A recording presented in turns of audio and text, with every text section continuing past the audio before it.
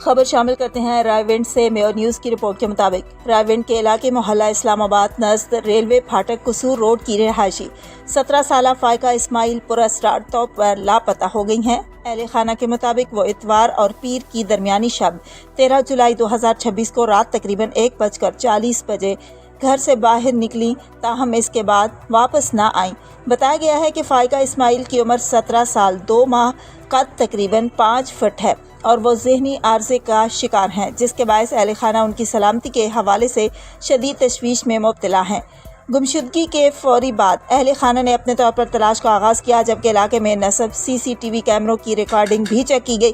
ذرائع کے مطابق 2 سے 3 مختلف مقامات کی فوٹیج میں فائقہ اسماعیل کو تیز رفتاری سے پیدل جاتے ہوئے دیکھا گیا ہے۔ یہ تمام ریکارڈنگ پولیس کے حوالے کر دی گئی ہیں تاکہ ان کی نقل و حرکت اور ممکنہ سمت کا تعین کرتے ہوئے تلاش کا دائرہ مزید وسیع کیا جا سکے۔ لاپتہ لڑکی کی والدہ مسمات شمیم بی بی زوجہ محمد اسماعیل نے تھانہ رائے سٹی میں باقاعدہ درخواست جمع کرائی، جس میں موقف اختیار کیا گیا کہ ان کی بیٹی ذہنی طور پر مکمل صحت مند نہیں اور رات کے وقت گھر سے نکلنے کے بعد لاپتہ ہو گئی۔ درخواست میں خدشات ظاہر کیا گیا ہے کہ ممکنہ طور پر کسی نامعلوم شخص نے اسے اغوا کیا ہو۔ پولیس نے شکایت کی روشنی میں نامعلوم ملزم کے خلاف دفعہ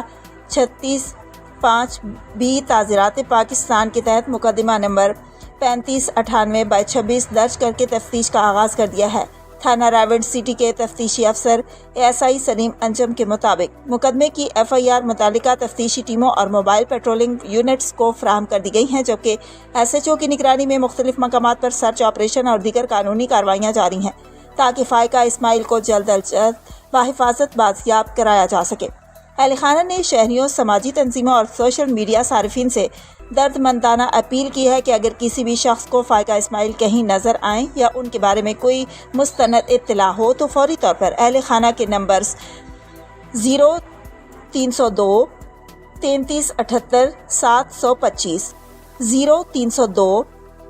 43 89 391 تفتیشی افسر ASI سلیم انجم 0345